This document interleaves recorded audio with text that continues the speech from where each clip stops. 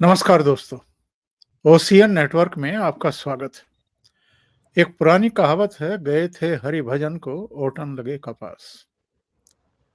Supreme court पहुंचे थे मनीष सिसोदिया, शायद इस उम्मीद में कि 9 महीने हो गए हैं तिहाड़ में रहते हुए, और लोअर कोर्ट में भी एप्लीकेशंस लगा ली, याचिका लगा ली, हाई कोर्ट में भी लगा ली, जमानत मिली नहीं है।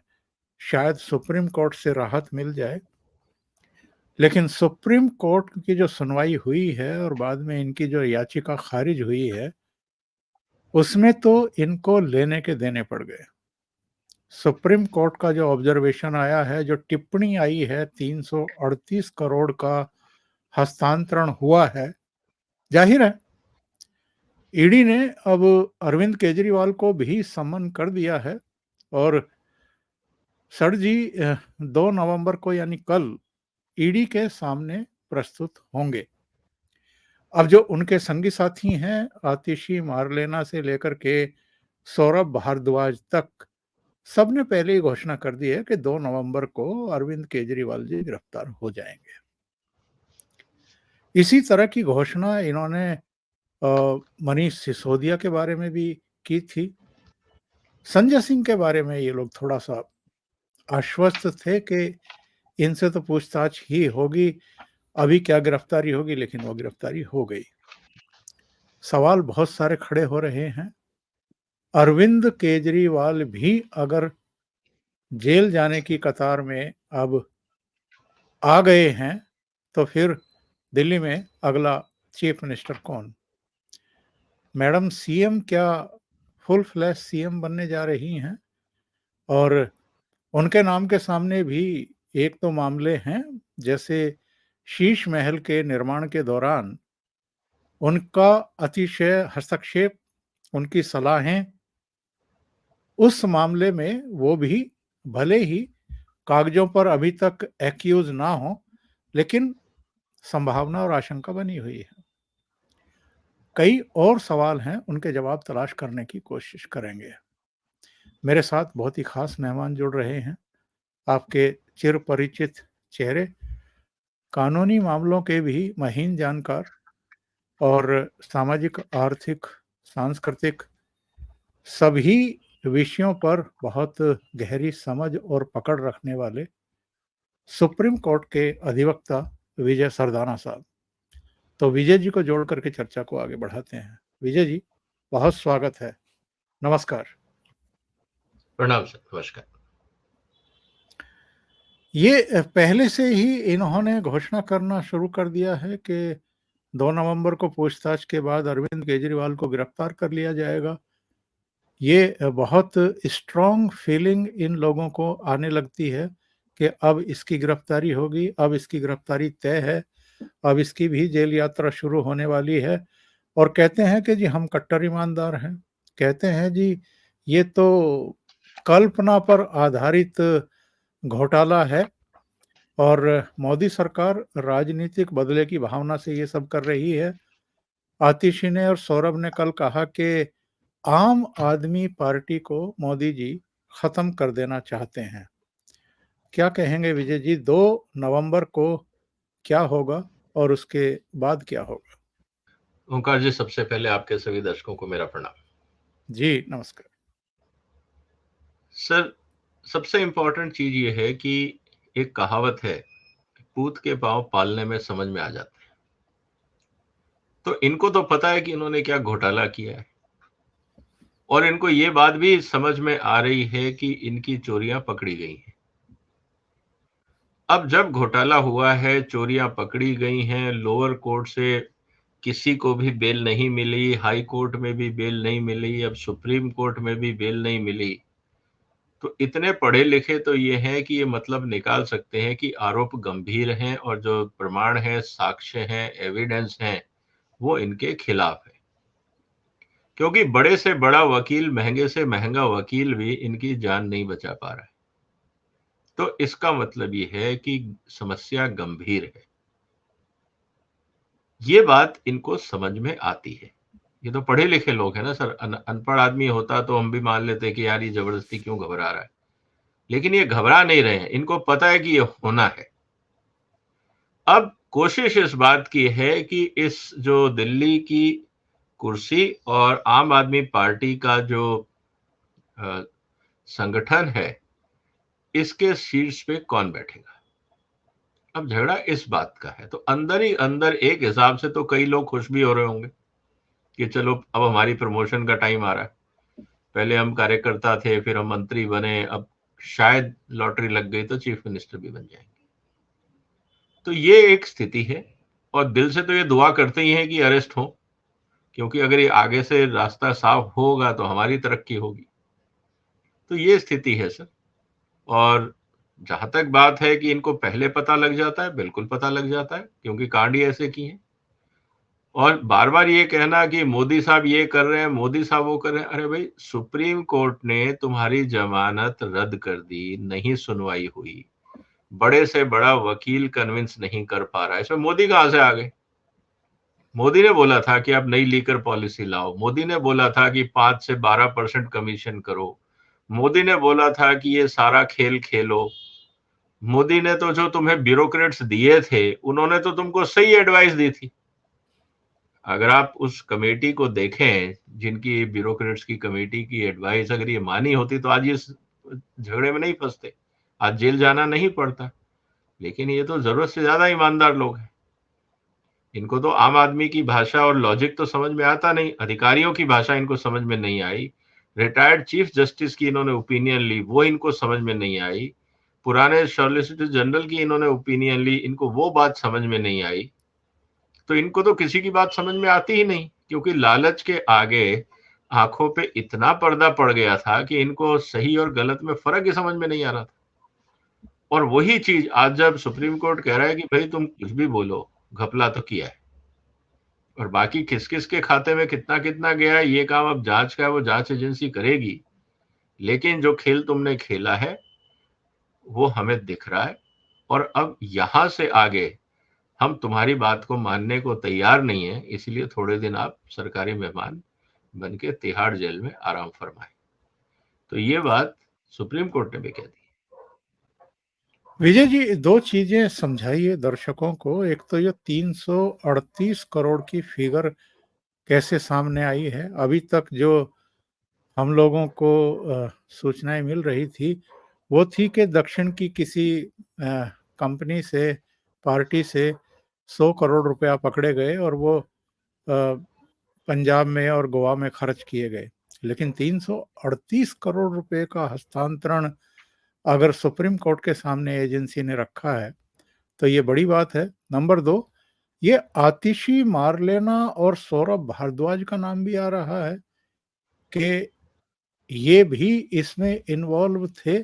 इसका मतलब ये है कि देर सवेर ये 2 मंत्री भी अंदर जाने वाले हैं या इनसे भी पूछताछ होने वाली है? सर, मैंने अपने वीडियो में एक बहुत विस्तार से जो कल सुप्रीम कोर्ट का जो जजमेंट आया है, उसमें जो 11 आरोप लगाए हैं, मतलब जो 11 आरोप इन्वेस्टिगेटिंग एजेंसीज ने लगाए हैं, जिसमें सुप्रीम कोर्ट ने संज्ञान लिया है, वो 11 की विवेचना काफी डिटेल में मैंने मेरे वीडियो में मेरे चैनल पे की है। उसमें जो महत्वपूर्ण बात आपने 338 करोड़ की उठाई, मैं उसका थोड़ा सा विश्लेषण आपके दर्शकों के लिए बता देता हूं। सर, ये कहा जा रहा है कि जो कैलकुलेशन है टोटल सेल कितना हुआ, उसमें जो 12% से अगर आप उसमें कमीशन जोड़ें, अगर कैलकुलेट करें, और 5% जो पहले थी, पहले जो कमीशन होलसेलर को था वो 5% था, इन्होंने बढ़ा के 12 किया, तो जो डिफरेंस था वो 7% का था। ये जो 7% का डिफरेंस है ये बनता है 338 करोड़। ये है कैलकुलेशन। इसका मतलब ये है कि ये जो पूरा पॉलिसी में घपला किया गया, 7% जो इन्होंने कमीशन बढ़ाया, वो एक हिसाब से प्रोसीड ऑफ क्राइम है, क्योंकि ये घपले का कानून था। मतलब 5 से बढ़ा के आपने 12 इसलिए किया कि जो बीच में जो 7% एक्स्ट्रा कमाई होगी उसको हम लोग बांटेंगे। तो ये स्थिति सामने है।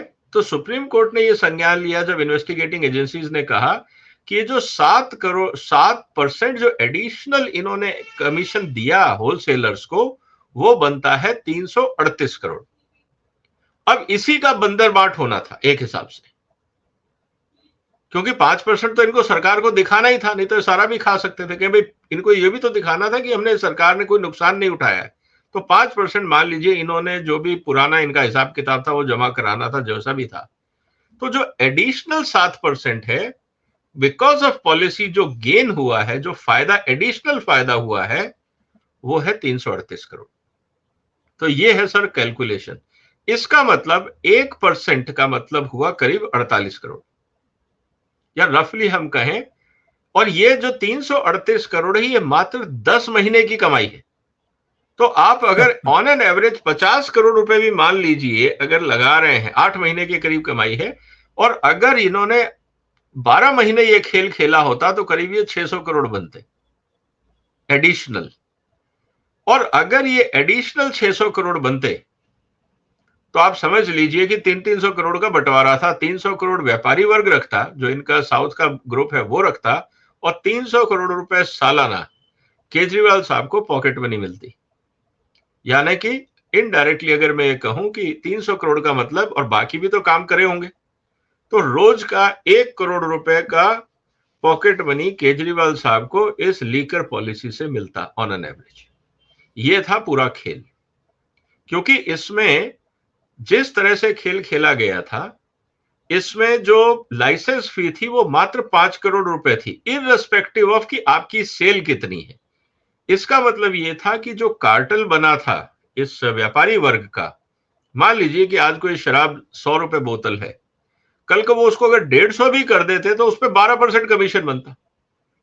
तो इसका मतलब ये है कि हर साल अगर वो इन्फ्लेशन, सो कॉल्ड इन्फ्लेशन, महंगाई बढ़ती दारू की, तो कमीशन भी बढ़ता। और जब कमीशन भी बढ़ता तो केजरीवाल साहब की पॉकेट मनी भी बढ़ती। ये बड़ा डिजाइन किया हुआ खेल है। तो इसको समझना बड़ा इंटरेस्टिंग है, इसीलिए मैंने पूरा डिटेल में अपने वीडियो में इस बात की चर्चा करी है। और अगर अपने साथी लोग डिटेल में देखना चाहें तो मेरे चैनल पे देख सकते हैं। जी जी, ये बताइए कि इस पूछताछ के बाद अगर अरविंद केजरीवाल भी गिरफ्तार होते हैं तो आपकी दृष्टि में दिल्ली का क्या होगा? यानी दिल्ली सरकार कौन चलाएगा? उनकी पत्नी या किसी और को दी जाएगी कमान? क्योंकि इनके 2 और कैबिनेट मंत्री जो मनीष सिसोदिया और सत्येंद्र जैन की जगह लगाए गए हैं, उनके भी तो नाम आ गए हैं। आतिशी का नाम भी आ गया है, सौरभ का नाम भी आ गया है। देखिए सर, इस हमाम में सब नंगे हैं। ये देखिए, जब खेल होता है ना राजनीति का, क्योंकि ये सब के सब चुनाव लड़ रहे हैं, इनमें से कोई भी धर्मात्मा नहीं है, हर आदमी एम्बिशियस है। ये लोग आम आदमी पार्टी में इसीलिए आए थे कि हवा चल रही थी, जैसे कहते हैं ना, बहते जल में हर आदमी हाथ धोने की कोशिश करता है। उस समय माहौल था, हर आदमी कूद गया, और जो केजरीवाल के करीब हुआ उसको फायदा हो गया, जो थोड़ा दूर रहा वो अलग हुआ। अब 2 स्थितियां बनती हैं सर, इस पे भी मैंने एक डिटेल एनालिसिस किया था। मेरा असेसमेंट ये है सर कि 2 स्थितियां हैं, या तो केजरीवाल अपनी तरफ से किसी को नॉमिनेट करेंगे, और शायद इन्होंने ऑलरेडी तैयारी कर ली होगी। आज कोई इनकी इमरजेंसी मीटिंग थी, मुझे नहीं पता क्योंकि मैं दूसरे काम में व्यस्त था। उस मीटिंग में शायद ये तय हुआ होगा, जिसको बोलते हैं ना हम मैनेजमेंट की भाषा में कंटिजेंसी प्लान, कि अगर मैं अंदर चला जाता हूं तो फिर कौन देखेगा। तो एक ऑप्शन इनके पास है कि देखिए, सबसे इंपॉर्टेंट चीज क्या है कि केजरीवाल बहुत ही ज्यादा एम्बिशियस आदमी है, पहली बात। दूसरा, बहुत ही ज्यादा इनसिक्योर भी है।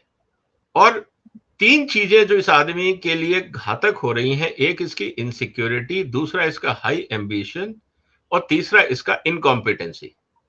इस आदमी में कॉम्पिटेंसी नहीं है, लेकिन एम्बिशन बहुत ज्यादा है, इनसिक्योर बहुत ज्यादा है। जब ये 3 चीजें मिल जाती हैं किसी की पर्सनैलिटी में, तो आदमी बहुत ज्यादा इनसिक्योर फील करता है। तो ये किसी को भी शायद ना तो दिल्ली की सत्ता देना चाहेंगे, ना पार्टी का कमान किसी और के हवाले करना चाहेंगे। तो इन्होंने रणनीति ये बनाई होगी कि या तो परिवार में जो शायद इनकी श्रीमती जी हैं उनको एक प्रस्ताव ये पारित हो कि भाई आपने इतना मेहनत करा, क्योंकि देखिए पॉलिटिक्स में जिसे कहते हैं ना कि एक स्टेज मैनेजमेंट एक खेल होता है। कहेंगे भैया देखिए अब क्राइसिस हो गया, अब कौन करे, तो इन्हीं में से कोई एक आदमी प्रपोज करेगा भाई ऐसा है कि मैडम केजरीवाल को ही हम पार्टी का अध्यक्ष बना देते हैं। ये नाटक चलता है, लालू जी ने भी किया, कांग्रेस में भी ऐसा हुआ, सोनिया जी को भी लेके आए, ऐसा हर जगह होता है। हर प्राइवेट लिमिटेड जैसे कंपनी में होता है ना, मालिक का बेटा मालिक बनेगा, इसी तरह से जितनी भी फैमिली ओरिएंटेड पार्टीज हैं जिनका कोई जनाधार नहीं है, केजरीवाल का कोई जनाधार नहीं है, ये लॉलीपॉप पार्टी है, बांटो और बटोरो वाला हिसाब है कि आप फ्री रेवड़ियां बांटो और बदले में वोट लो, ये खेल इनका है। क्योंकि इनकी कोई आइडियोलॉजी नहीं है, इनका कोई अस्तित्व नहीं है, इनकी कोई प्रिंसिपल्स और पॉलिसीज नहीं है। हम ईमानदार हैं कह के ये सत्ता में आए और जनता अब देख रही है कि ये कितने ईमानदार थे। दूसरा सबसे इंपॉर्टेंट चीज जो सर इनके सामने अब आएगी कि अब किसको बनाए, तो मुझे लगता है कि पहला चॉइस तो इनका होगा घर में अपनी मैडम को आगे प्रेजेंट करने का, और इन्हीं में से अतिशी या कोई इनमें से जो सो कॉल्ड क्लोज कॉन्फिडेंट लोग हैं वही कोई प्रपोज करेगा, और बाकी जो इनकी मित्र मंडली है उसमें से 3 आदमी खड़े कर देंगे, आई सेकेंड इट, और ज्यादा बहस के बगैर ये काम हो जाएगा। एक तो तरीका ये है। दूसरा तरीका यह है कि किसी ऐसे आदमी को सत्ता दे दी जाएगी जो कठपुतली बनने को तैयार हो, जिसका ट्रैक रिकॉर्ड ये हो कि उसकी कोई स्पाइन नहीं है। अब ऐसे आदमी कोई ना कोई होंगे, एक अनजान सा आदमी भी हो सकता है पार्टी में जो कॉन्फिडेंट और इस उम्मीद में रहेंगे कि भाई साहब जब हम जेल से बाहर आ जाएंगे तब हम वापस कुर्सी पे आ जाएंगे। तो एक स्थिति ये है।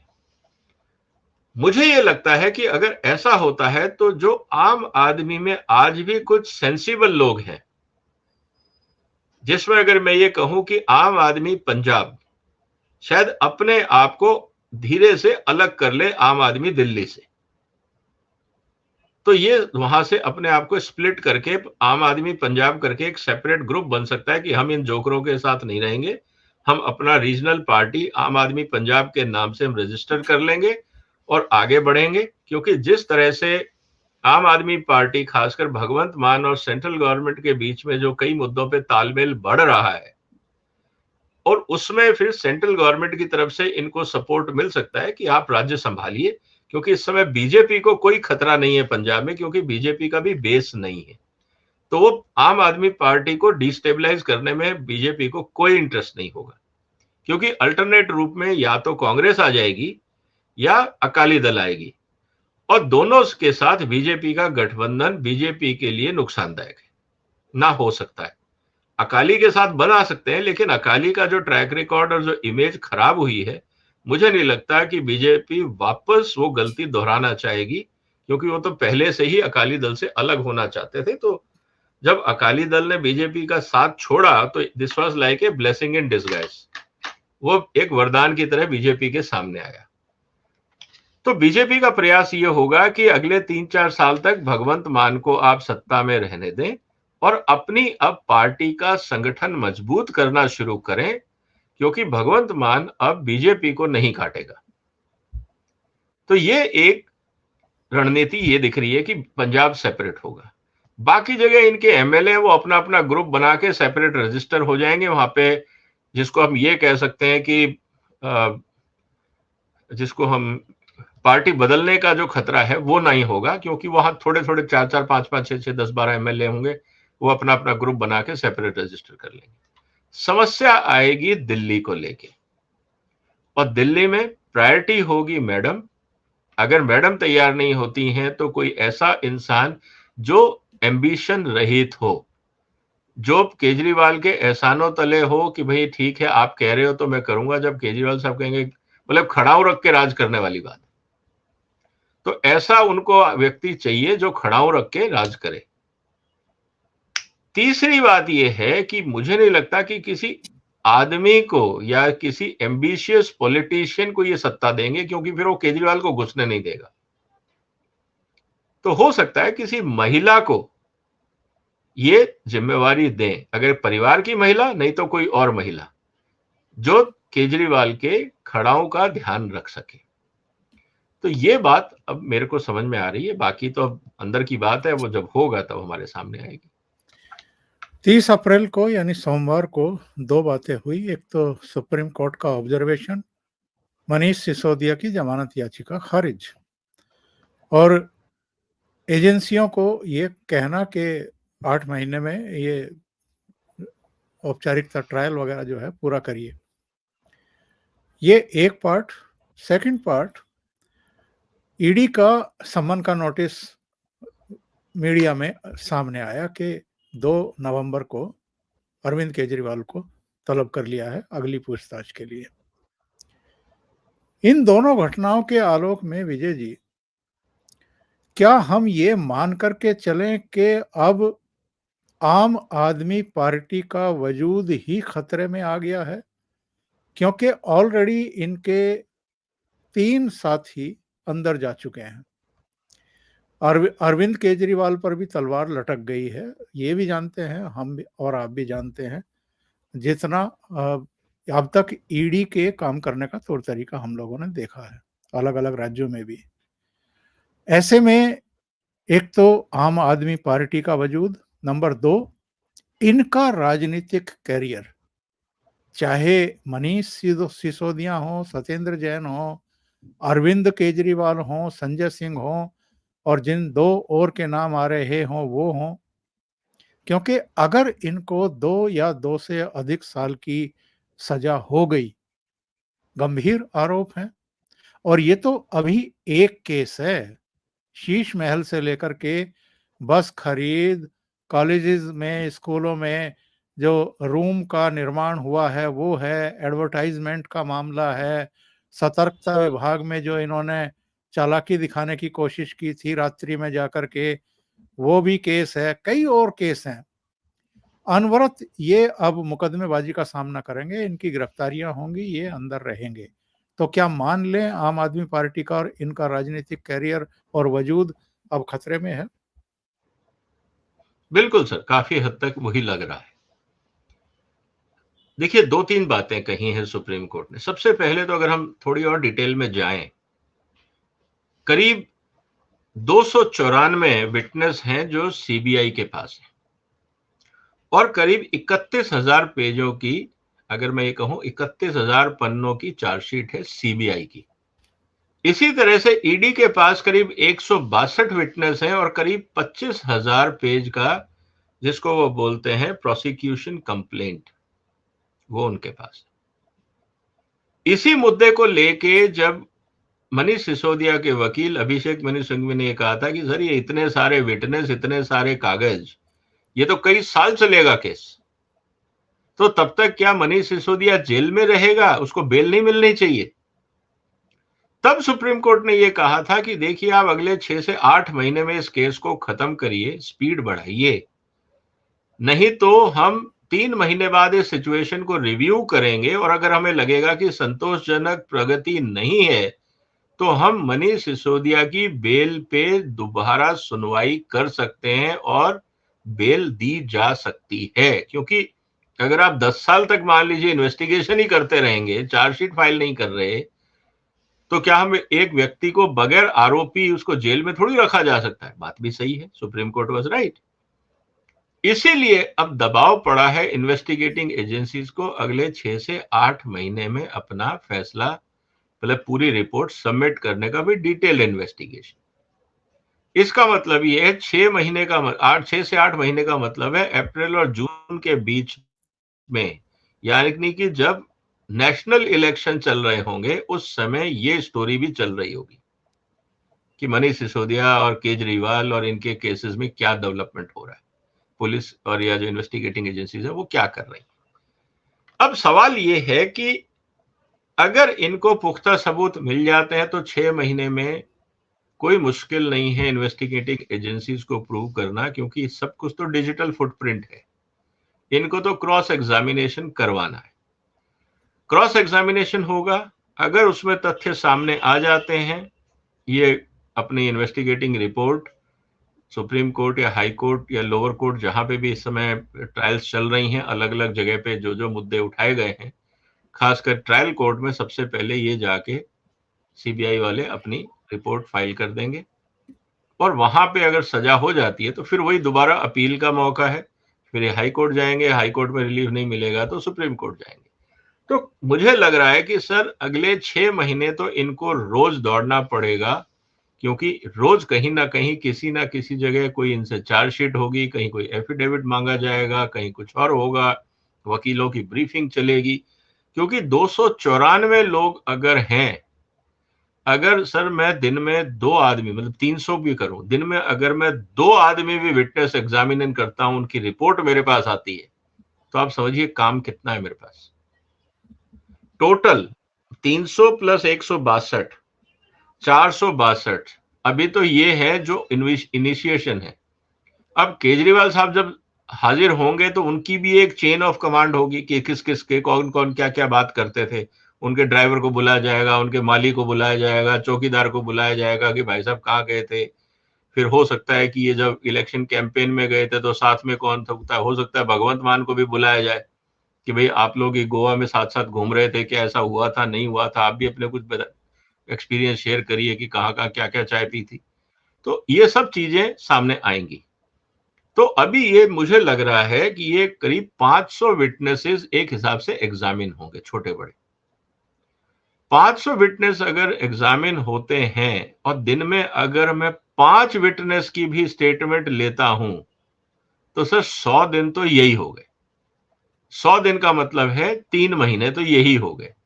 फिर उनका क्रॉस वेरिफिकेशन कि भाई ये वो बोल रहा था, आप वो बोल रहे थे, इनका क्रॉस वेरिफिकेशन। तो अगले 6 से 8 महीने इन्वेस्टिगेटिंग एजेंसीज के लिए बहुत सिरदर्दी वाले हैं, क्योंकि वो इस केस को लाइटली इसलिए नहीं रह सकते क्योंकि सारे मंत्री जेल में होंगे।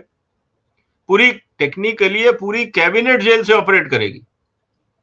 ये पहली बार होगा हिंदुस्तान के इतिहास में। और यह भी हो सकता है कि भारत सरकार दिल्ली में गवर्नर रूल भी लगा दे। जब यहां पे स्थितियां ठीक नहीं होंगी तो एलजी को कहा जाएगा कि आप चार्ज लें, क्योंकि दिल्ली की जनता के साथ खिलवाड़ तो हो नहीं सकता, क्योंकि अभी बजट आना है, इंपॉर्टेंट डिसीजंस होने हैं, कोई सिग्नेटरी नहीं होगा, आपस में कौन क्या करेगा, किसकी क्या जिम्मेवारी होगी, क्योंकि ऑर्गेनाइजेशन का नहीं पता। सिर्फ चीफ मिनिस्टर बदलने से तो काम नहीं चलेगा, फिर चीफ मिनिस्टर के नीचे आपको 6 मंत्री भी चाहिए, फिर उनका पोर्टफोलियो क्या होगा, उसमें कैसे होगा, कौन कॉम्पिटेंट होगा। ऐसा तो नहीं होगा कि फिर सौरभ भारद्वाज अपने 5 मोहल्ले के दोस्तों को लाके कहेगा कल से तुम मंत्री बन जाओ। तो स्थितियों को देखते हुए, और क्योंकि जितने ये 500 लोग होंगे, इनमें कहीं ना कहीं, जैसे आपने कहा कि हर इंपॉर्टेंट आम आदमी का जो व्यक्ति है उस पर कहीं ना कोई केस होगा। आइदर एज ए विटनेस वो कोर्ट के चक्कर काट रहे होंगे, या एज ए एक्यूज कहीं ना कहीं अपने आप को बचाने की कोशिश कर रहे होंगे। इस स्थिति में दिल्ली सरकार चलाना मुश्किल हो जाएगा। तो एक प्रोबेबिलिटी ये है कि फिर केंद्र सरकार राष्ट्रपति शासन थ्रू एलजी लगा सकती है, और उस समय किसी को ऐतराज ही नहीं होगा, क्योंकि इनके पास कोई आदमी नहीं बचा जो सरकार चलाए। तो ये स्थिति सामने आएगी, और अगर ये मैनेज कर पाए तो पता नहीं कौन क्या किस कॉम्पिटेंसी से करेगा, क्योंकि वो इलेक्टेड रिप्रेजेंटेटिव तो होंगे नहीं।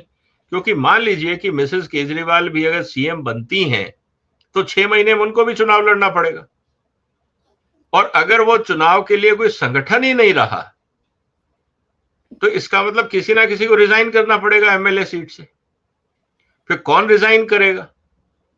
तो ये बहुत बड़ी खिचड़ी बनने वाली है विद इन आम आदमी पार्टी। तो एक सोच तो ये है कि आम आदमी पार्टी आपस में अपने ही incompetency because of bad organisation management खुद ही कोलैप्स हो जाए, और जो बाकी स्टेट्स में आम आदमी पार्टी है वो अलग अलग रीजनल ग्रुप बन जाए। एक संभावना तो ये दिखती है। दूसरा जो होना चाहिए मेरे हिसाब से, जो पुराने लोग हैं जैसे कुमार विश्वास है, वो अभी पार्टी से निकाले नहीं गए, अभी पार्टी में ही हैं।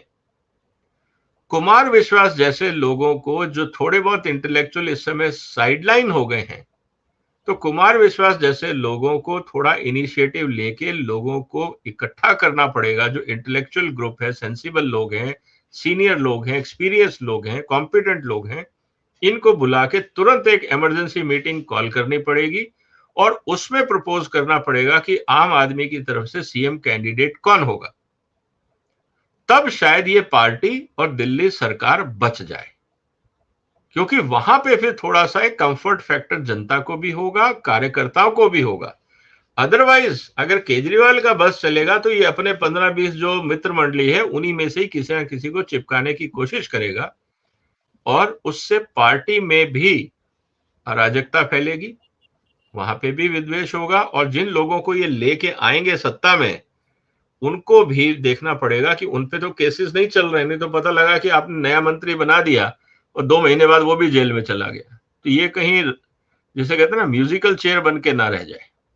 तो कई सिचुएशन कॉम्प्लिकेटेड है क्योंकि जितने मंत्री अभी बाहर हैं उन पे भी एलिगेशन है, चाहे वो गहलोत साहब हो जो ट्रांसपोर्ट मंत्री हैं, डीटीसी की बसों में उन पे भी इश्यूज उठ रहे हैं। सुकेश ने भी अपनी चिट्ठी में कहा है कि गहलोत के फार्म हाउस पे मैंने पैसे डिलीवर किए थे। तो अभी मुद्दे कई हैं, कोई भी इस हमाम में साफ दिख नहीं रहा है। जी सर। और ये जो 2 दिन हैं 31 अक्टूबर जो अभी खत्म होने वाला और 1 नवंबर जो पूरा दिन इनके पास है, रात भी इनके पास है, इसमें बहुत ज़्यादा व्यस्त होंगे। वकीलों से भी सलाह हो रही होगी, अगर गिरफ्तार होते हैं तो तब कैसे मीटिंग्स होंगी, कौन नेता चुना जाएगा, कैसे ये रिज़ाइन करेंगे, आगे पार्टी को कौन देखेगा। इसके अलावा जितना मैं और आप जानते हैं अरविंद केजरीवाल को, इन्होंने राष्ट्र के नाम एक संदेश भी अभी तक रिकॉर्ड कर लिया होगा वीडियो के रूप में, स्टेटमेंट वगैरह भी तैयार कर रहे होंगे कि गिरफ्तारी के बाद जो है वो राष्ट्र के नाम संदेश एक वीडियो सभी समाचार पत्रों को और टेलीविज़न चैनलों को जारी कर दिया जाए कि साहब उन्होंने गिरफ्तारी से पहले क्या-क्या कहा है, किस-किस को ब्लेम किया है। ज़ाहिर है मोदी जी निशाने पर होंगे क्योंकि पॉलिटिक्स तो करनी ही है इनको और जो इनके ऊपर ये गंभीर आरोप लग रहे हैं भ्रष्टाचार के और वो भी शराब की दलाली या घोटाले में। ये तो और भी बुरा है कि शराब के नाम से कोई घोटाला जुड़ जाए किसी के साथ में, उसके दामन के साथ चिपक जाए। तो ये बहुत बड़ी चुनौती है इस समय अरविंद केजरीवाल के लिए ये जो 2 दिन हैं, 31 का और 1 नवंबर का। देखिए सर, चुनौती तो उसी समय शुरू हो गई थी जब सुप्रीम कोर्ट का जजमेंट आया था कि बेल डिनाइड। इनके ऊपर उसी समय वज्रपात हो गया था, क्योंकि देखिए क्या होता है कि अगर सुप्रीम कोर्ट इनको बेल दे देता तो एक बहुत बड़ा रिलीफ मिल जाता। इन्वेस्टिगेटिंग एजेंसीज के लिए भी मुश्किलें हो जाती कि हमारे एविडेंस को कोर्ट नहीं मान रहा है। इसका मतलब इन्वेस्टिगेशन लंबा चलता और उनको खंगालना पड़ता और तब तक इलेक्शन ये वो सब तमाशे होते रहते। अब क्योंकि सुप्रीम कोर्ट ने इन्वेस्टिगेटिंग एजेंसीज के एविडेंसेस का संज्ञान लेते हुए बेल डिनाई की है तो इनके लिए वज्रपात हो गया, क्योंकि अब इनके वकील ये नहीं कह सकते कि साहब इन्होंने अच्छे स्कूल बनाए थे इसलिए मोदी ने अंदर ठूस दिया। क्योंकि कोर्ट में तो आज तक मैंने इनकी एक एक स्टेटमेंट पढ़ा है इनके वकीलों का, इन्होंने एक बार भी ये नहीं बोला कि साहब मनीष सिसोदिया ने बहुत अच्छे स्कूल बनाए थे इसलिए उसको जेल में डाला। ये तो केजरीवाल की दिमागी उपज है, जनता को मूर्ख बनाना, पुराना काम है। दूसरा सबसे इंपॉर्टेंट चीज ये है सर कि ये अभी पूरा ड्रामा प्लान कर रहे होंगे, क्योंकि देखो कोशिश तो ये पूरा करेंगे पब्लिक सिंपैथी का, क्योंकि पॉलिटिशियन का एग्जिस्टेंस होता है पब्लिक अटैचमेंट या पब्लिक सिंपैथी से। अब इनको पता है कि इनकी किसी भी मंत्री की इमेज अब सही नहीं रही, कोर्टों ने मना कर दिया। अब सबसे बड़ा जो इनका ट्रम्प कार्ड था सुप्रीम कोर्ट से इनको बहुत उम्मीदें थी। अगर आज अब अतीशी का स्टेटमेंट देखें तो वो तो और भी विचित्र है कि हम सुप्रीम कोर्ट के जजमेंट को नहीं मानते, वो भी एरर वाला जजमेंट है, हम देख रहे हैं कि इसका कोई मतलब लीगल ऑप्शन क्या है। तो हो सकता है ये यूएन चले जाएं, हो सकता है ये कहीं और किसी संस्था में चले जाएं, हो सकता है कहीं शरिया कोर्ट में चले जाएं। अब पता नहीं ना इनके दिमाग में क्या चल रहा है। हाफिज तो सईद के पास चले जाएं, बहुत हो सारे ऑप्शन सकता है हैं। वहाँ जा सकते हैं, ये कहीं भी जा सकते हैं सर, इनके इनके लिए एवरीथिंग इज पॉसिबल। तो कहने का मतलब ये है सर कि अब इनको सुप्रीम कोर्ट के जजेस की कॉम्पिटेंसी पे भी सवाल है, जबकि 41 पेज का पूरा स्पीकिंग ऑर्डर है, जो जजमेंट है।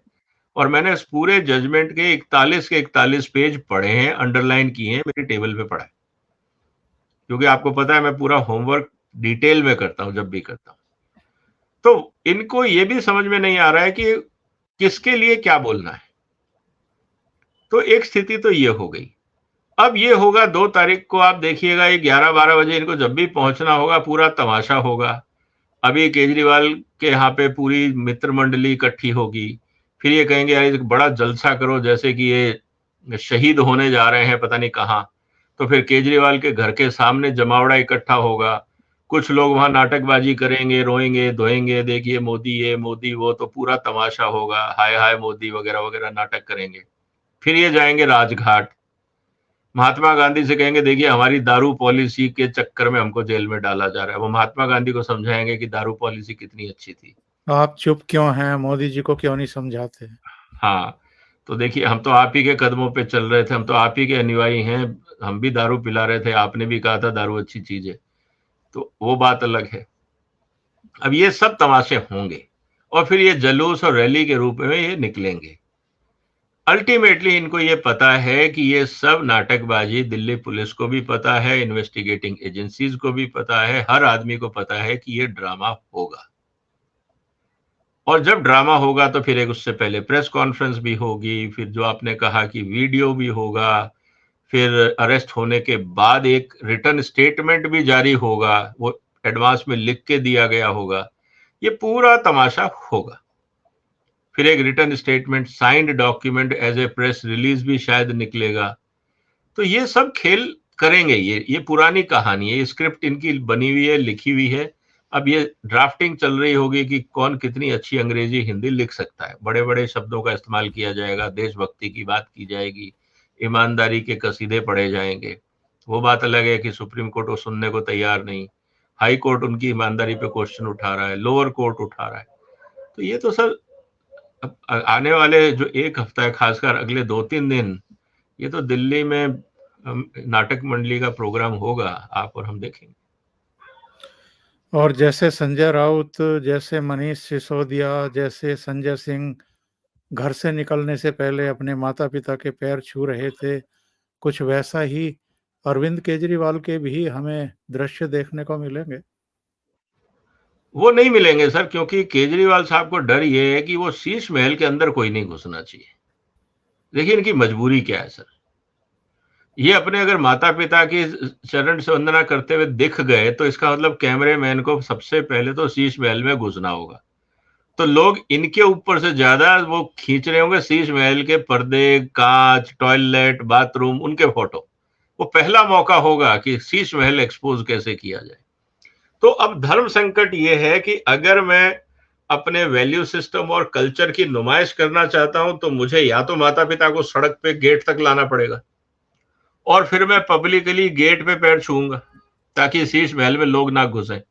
और अगर मैं घर के अंदर तमाशा करता हूं तो भैया जितने पत्रकार आएंगे उन सब की निगाह तो शीश महल के पर्दों पे होगी। I can bet on this. किसी को इंटरेस्ट नहीं होगा कि केजरीवाल साहब क्या कर रहे हैं, वो सब शीश महल की वीडियोग्राफी कर रहे होंगे और उस समय केजरीवाल ये बोल नहीं सकते कि यार तुम लोग क्या कर रहे हो। तो मुझे लगता है कि माता पिता को ये कहेंगे आप मुझे गेट तक छोड़िए और ये गेट पे ही चरण वंदना करेंगे और फिर जुलूस के माध्यम से ये निकलेंगे। अब उस दिन देखेंगे कि मेरा असेसमेंट सही है या गलत, या तो ये शीश महल एक्सपोज करेंगे या माँ बाप को सड़क पे लाएंगे।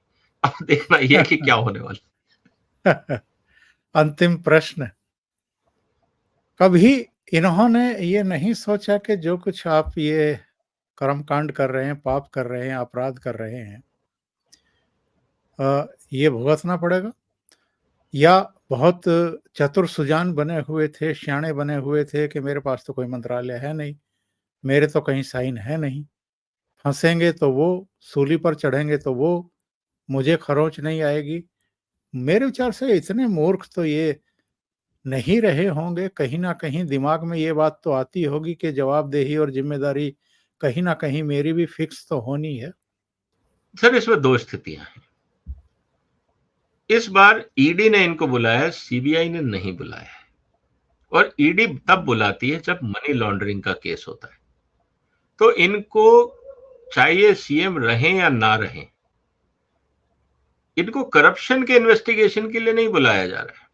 इनको बुलाया जा रहा है कि भैया 338 करोड़ रुपए में से कितने पैसे मिले और कहां गए ये बता दो बस। ईडी बहुत क्लियर है, वो ये जानना चाह रही है कि आप मनी ट्रेल बता दो, पैसा किधर गया। पूरा फोकस इस समय सभी इन्वेस्टिगेटिंग एजेंसीज का है मनी ट्रेल को लेके। बाकी प्रूफ तो आ ही गए ना सर। देखिए, सुप्रीम कोर्ट ने वो 11 के 11 एविडेंस मान लिए कि पॉलिसी में घपला हुआ, तो वो तो करप्शन का मुद्दा फिक्स हो गया, वो तो स्टेब्लिश हो गया। अब उसको दोबारा तो और कागज जोड़ जोड़ के उस फाइल को मजबूत करने का काम अब इन्वेस्टिगेटिंग एजेंसीज कर लेंगे। लेकिन सुप्रीम कोर्ट ने कह दिया 50 चीजें ऐसी हैं जिनके ऊपर हम बहस नहीं कर रहे हैं, लेकिन एक चीज क्लियर हो गई है कि 338 करोड़ रुपए का घपला हुआ है। तो इसका मतलब है कि जो कोर ऑफ केस है करप्शन का, वो तो स्टेब्लिश हो गया। उसको अब तथ्यों के हिसाब से, ताकि उसमें गैप्स ना रह जाए, ये काम सीबीआई और बाकी इन्वेस्टिगेटिंग एजेंसीज करती रहेंगी। अब वो इंपॉर्टेंट नहीं रहा। अब सबसे इंपॉर्टेंट मुद्दा रहा है पैसा किधर गया, किसने किसको कितना दिया, कहां कहां किस किस को कितना बांटा गया, उसका क्या इस्तेमाल हुआ, वो हिसाब किताब अब इनको ढूंढना है। इसीलिए, और मैं इतना भी बता दूं सर, मेरा असेसमेंट ये कहता है कि ये बैलेंस शीट ऑलरेडी ईडी और सीबीआई ने मिलकर तैयार कर ली होगी कि कितना पैसा किसने किसको कहां दिया, उस पैसे का इस्तेमाल कैसे हुआ, किसने किसको किया, कितना प्रिंटर को दिया, कितना गाड़ियों में दिया, कितना हवाई जहाज में दिया, कितना 5 स्टार होटल में खर्चा। ये सब हिसाब किताब ईडी ने और सीबीआई ने मिलकर बैलेंस शीट बना ली होगी। अब तो सिर्फ केजरीवाल साहब को बुला के एक फॉर्मेलिटी करनी है कि भाई साहब बताओ पैसा किधर गया। तो केजरीवाल साहब के पास दो ही ऑप्शन है कि मेरे को नहीं पता। अच्छा, आपको नहीं पता मतलब आप पार्टी के कर्ता धर्ता थे, आप इलेक्शन रैलियों में जा रहे थे, हवाई जहाज में घूम रहे थे, 5 स्टार में रह रहे थे, आपके बिल कौन दे रहा था? क्योंकि जिस आदमी ने पेमेंट की होगी, सर ये जो मैं आपको बता रहा हूं 600 जो विटनेसेस हैं, ये कौन कौन लोग होंगे? कोई टैक्सी वाला होगा, किसी ने उनके दारू का बिल का खर्चा उठाया होगा, क्योंकि जिस 5 स्टार होटल में गोवा में ये लोग ठहरे थे, उसी होटल में मैं भी ठहरा हुआ था। मैं कॉन्फ्रेंस के लिए गया था, ये लोग अपनी रैली के लिए गए थे। और वहां पे जो वेटर्स थे, जो वहां का स्टाफ था, वो इनसे इतना दुखी था कि इतने बदतमीज लोग हैं कि इनको स्टाफ से बात करनी भी नहीं आती, क्योंकि उस समय तो बहुत हवा में थे। जी हाँ, जी हाँ। तो बहुत लोग वहां मिले होंगे कि भाई किसने पेमेंट करी, तो उससे पूछा होगा कि भाई साहब आपने इनकी होटल्स की पेमेंट क्यों करी, आपका क्या लेना देना है? वो कहेगा जी मैं तो बिजनेसमैन हूं, मैंने करी। थोड़ा सा उसको हड़काया होगा तो उसने कहा हाँ जी मैंने करी थी मेरे अकाउंट से, लेकिन पैसा वहीं से आया था। तो उसको भाई आपको किसने दिया, तो वो चेन से चेन निकल जाएगी, ट्रेसेबिलिटी हो गई होगी सर। अब तो सिर्फ केजरीवाल साहब को बुला के ये पूछना है कि भाई साहब ये इसके बारे में सवाल का जवाब दे दो। अब केजरीवाल साहब बोलेंगे हाँ, मतलब आप घपले में शामिल हो, ना इसका मतलब अब हम आपके सामने प्रूफ रख रहे हैं। अब आप कह रहे हो कि आपने नहीं किया, तो ये क्या है? या ये भाई साहब कह रहे हैं कि आपने इनको बुला के पेमेंट दिया था। अब आप बोल दीजिए कि ये सब झूठे हैं, एक्सेप्ट मी, मैं ही कट्टर ईमानदार हूं। तो ये सब चीजें अब निकलेंगी और केजरीवाल साहब को कोऑपरेट करना पड़ेगा, क्योंकि हर चीज की इन्वेस्टिगेशन डिटेलिंग, आफ्टर ऑल 56,000 पेजों में क्या होगा सर? अब बताइए 56,000 पेजों में क्या होगा? ऑन एन एवरेज 560 लोग, 56,000 पेज, इसका मतलब हर आदमी के खाते में ऑन एन एवरेज 100 पेज लिखे गए ना। तो इन्वेस्टिगेटिंग एजेंसी क्या लिख रही होंगी? यही तो बयान लिख रही होंगी, यही तो एविडेंस कलेक्ट कर रही होंगी। तो मुश्किल है, और इसीलिए क्योंकि अब इन्वेस्टिगेटिंग एजेंसीज को 6 से 8 महीने में केस खत्म करना है और सुप्रीम कोर्ट की तरफ से उनके आर्ग्यूमेंट्स को एक्सेप्ट किया गया है, तो हौसला तो इन्वेस्टिगेटिंग एजेंसीज का भी बढ़ गया। वो तो आखिरी मुझे लगता है इसी बात का इंतजार कर रहे थे कि एक बार सुप्रीम कोर्ट का रुख समझ में आ जाए, फिर हम अगला कदम उठाएंगे।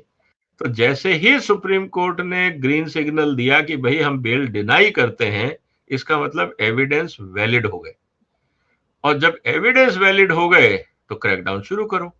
इसीलिए पहला चाय का निमंत्रण केजरीवाल साहब को भेज दिया। एक बार प्रधानमंत्री नरेंद्र मोदी ने कहा था कि ना खाऊंगा ना खाने दूंगा, और शायद नरेंद्र मोदी का जो ये अंदाज है, ये जो संकल्प है, और उन्होंने तो लाल किला से भी कहा, विज्ञान भवन में भी कहा, पार्लियामेंट के भीतर भी खड़े होकर के कहा कि 3 चीजों को इस देश से समाप्त करने का हर एक को संकल्प लेना पड़ेगा। नंबर 1 भ्रष्टाचार, नंबर 2 वंशवाद, नंबर 3 तुष्टीकरण की राजनीति।